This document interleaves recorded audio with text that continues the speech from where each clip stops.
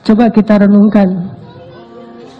Kalau dalam hidup kita selama ini kita punya masalah, sepertinya kita masih kurang baik. Karena kalau kita ada masalah, pasti masalah itu muncul dari keburukan-keburukan kita. Bisa keburukan hari ini, bisa keburukan kita yang di masa lalu. Nggak mungkin karena kebaikan, pasti keburukan. Keburukan hari ini atau keburukan kita di masa lalu.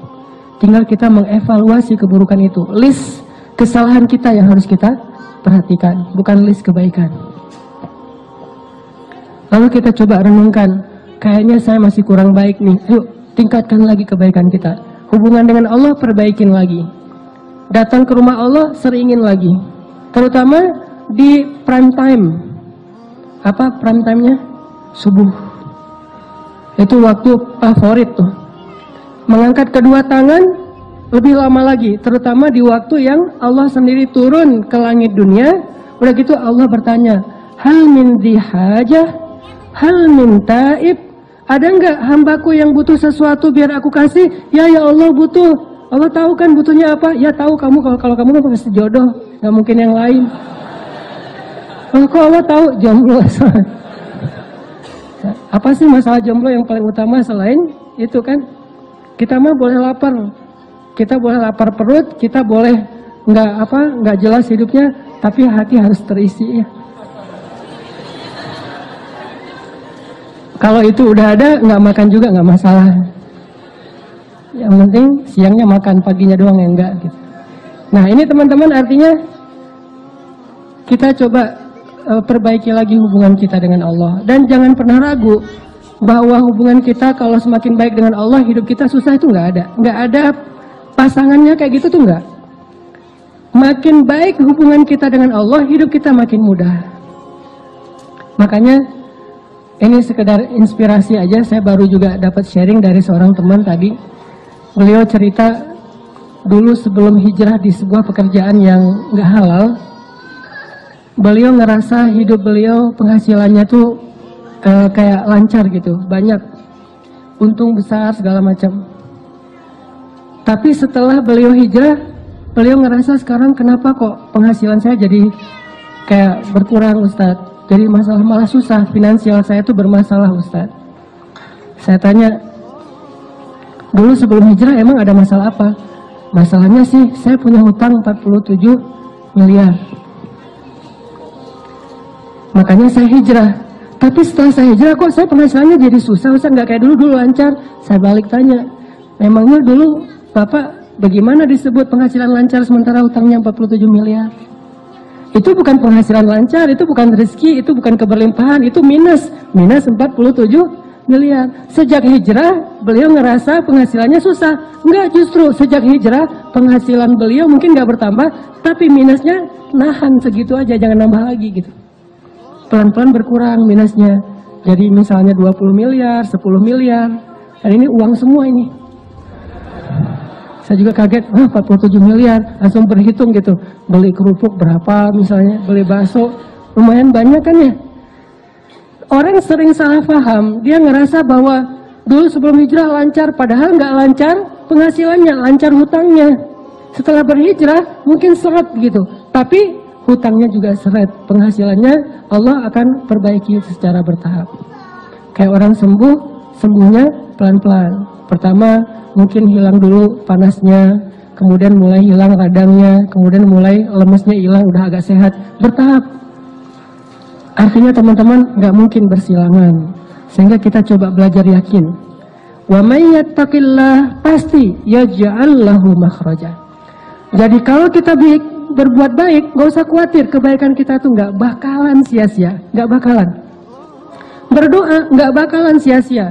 Aduh, kayaknya sia-sia nih saya berdoa nggak ada hasilnya, nggak ada. Ini kayaknya rugi aja nih saya selalu berdoa ternyata nggak ada perubahan, nggak mungkin. Doa itu ibadah dan nggak mungkin ibadah itu ngerugiin kita tuh nggak mungkin. Terus mana hasilnya?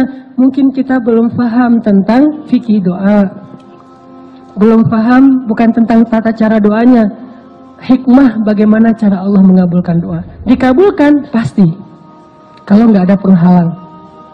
Mungkin salah satu penghalang doa dikabulkan kan makanan yang tidak halal kan ya, salah satunya nih. atau silaturahim terputus. Kalau nggak ada penghalang, doa kita pasti dikabulkan Allah. Cuman kita kadang terlalu memaksakan Allah mengabulkan seperti yang kita pengenin. Padahal bisa aja Allah ngabulinnya sesuatu yang lebih baik dari apa yang kita pengenin. Atau Allah mengabulkan doa kita dengan memberikan kebaikan yang sama nanti di akhirat. Toh kita hidup tuh nggak sekali, kita hidup tuh 2 kali, dunia dan akhirat. Dan bahkan dunia itu kita cuma hidup sebentar, 60-an tahun, dan itu pendek banget loh. Kita nggak pernah ngebandingin sih, makanya nganggap kayak usianya panjang 60 tahun. Coba bandingkan dengan umat kaum Nabi Solih, kaum Ad dan Samud, berapa usianya? Rata-rata 1500 tahun, 2000 tahun. Nabi Nuh dakwahnya doang 950 tahun. Usianya lebih dari itu. Sehingga dulu ada ibu-ibu ya, lagi nangis di atas kuburan anaknya. Anaknya meninggal ABG gitu. ABG meninggal, SMA juga belum lulus gitu, meninggal. Entah tabrakan, entah apa gitu. Meninggal, ibunya nangis di atas kuburan. Nah, kasihan kamu ya, meninggal muda, belum sempat menikmati hidup, gitu-gitu dan merintih, meratap. Lewat seorang ulama di zaman itu, umat Nabi Solih. Ibu, kenapa menangis? Ini anak saya meninggal muda, kasihan. Emang usia berapa dia meninggal? Masih ABG. Berapa? 300 tahun. 300 tahun ABG coba. Terus ulama ini bilang, wah ibu, bersyukurlah dikasih usia 300 tahun. Karena nanti akan muncul suatu generasi, suatu umat yang usianya hanya 60 tahun. Ibu ini kaget, hah? Manusia 60 tahun? Gak salah tuh, sih. Kita 60 tahun tuh udah lama loh. Bagi mereka 60 tahun itu nggak ada apa-apanya. Sampai ibu itu mengatakan, kalau saya cuma dikasih usia 60 tahun, bakalan saya pakai itu seumur hidup saya hanya dengan 1 kali sujud. Bayangin sujudnya aja 60 tahun. Kita sujud panjang dikit, nggak bangun-bangun, ketiduran kan. Sholat imamnya baca agak panjang dikit, berdiri sebelah kaki. Aduh pegang sebelah gantian gitu. Kayak orang sholat tarawih agak panjang dikit kan mulai batuk pojok sana, bersin pojok sana. Wah ada aja. Tiba-tiba banyak sakitnya. Umat Nabi Solih ibadahnya sujudnya doang 60 tahun. Bahkan Allah menciptakan malaikat setiap hari khusus tugasnya untuk sujud pada Allah. Jadi diciptain langsung sujud. Dan tidak bangkit dari sujudnya sampai hari kiamat. Berapa jumlahnya? Sehari 70.000 malaikat. Setiap hari Allah menciptakan 70.000 malaikat yang tugasnya itu untuk sujud. Memenuhi Baitul Ma'mur. Memenuhi langit dunia. Sehingga Baitul Ma'mur itu kata Nabi sesek luar biasa. Saking seseknya, seandainya Baitul Ma'mur itu retak gara-gara dipenuhi malaikat, maka retakan dari Baitul Ma'mur itu akan jatuh ke atas Ka'bah tepat. Penuh dengan para malaikat. Bayangin sehari 70.000. Dan satu malaikat itu ukurannya lebih besar daripada bumi. Bumi di hadapan para malaikat kayak bola apa? Kayak bola pingpong kali. Jibril doang. Satu Jibril ketika menyampaikan wahyu kepada Rasulullah, itu kan Jibril dengan wujud aslinya tuh. Kemana Nabi ngelihat ke langit itu ada wajah Jibril. Di situ Jibril, di situ Jibril. Semuanya dipenuhi oleh Jibril. Nabi lari, dipanggil sama Jibril, ya Muhammad, jangan lari, saya Jibril, kamu Rasulullah. Nabi takut karena nggak kenal sama Jibril. Tiba-tiba di follow gitu kan sama Jibril. Wah ini siapa nih followersnya? Kemarin lagi followersnya Jibril. Bayangin Allah menciptakan 70.000 malaikat yang tugasnya cuma untuk sujud. Jadi artinya kita hidup itu nggak cuma di dunia, kita hidup 2 kali, dunia dan akhirat. Dan adegan kehidupan akhirat yang kita tahu itu terlalu disingkat oleh kita. Padahal satu ayat itu kalau dibedah bisa sampai 100 bahkan 1000 tahun.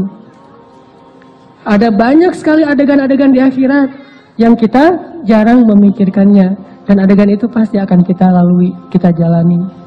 Sehingga kalau doa kita nggak dikabulkan di dunia, nggak masalah, tetap kebaikan. Nanti kita dapatkan ketika di padang mahsyar. Misalnya, ya Allah, mudah-mudahan saya bisa punya kendaraan. Masa naik angkot terus? Masa jalan kaki terus? Pengen punya motor juga nggak apa-apa ya Allah. Makanya kalau minta jangan tanggung-tanggung. Mobil ya Allah. Atau nggak usah mobil, roda 3 juga nggak masalah, demo ya.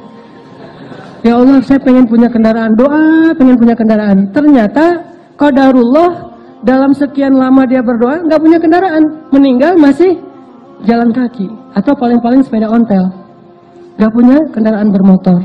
Apakah doa dia sia-sia? Nggak. Berarti kalau nggak dikabulkan sejak dia hidup di dunia, nanti dia di surga itu atau di padang mahsyar udah punya kendaraan. Kok tiba-tiba datang kayak Alphard gitu kan di padang mahsyar gitu, dijemput gitu. Silakan Mas, ini apa nih kok ada Alphard di padang mahsyar gitu kan ya? Toyota. Kenapa nih kalau ada Alphard di padang mahsyar? Kan dulu Mas berdoa pengen punya Alphard. Ya udah, karena nggak dikabulkan di dunia, dikabulkan di surga. Wah bener nih, bener ya. Udah jalan lancar tuh. Yang pasti dia dapat apa yang dia minta. Terus kenapa kita ragu-ragu minta sama Allah yang terbaik? Kalau nggak dapat di dunia ya dapat di akhirat, sama aja kan? Yang sama-sama hidup kok. Malah di sana lebih butuh dari apa yang kita dapetin di dunia.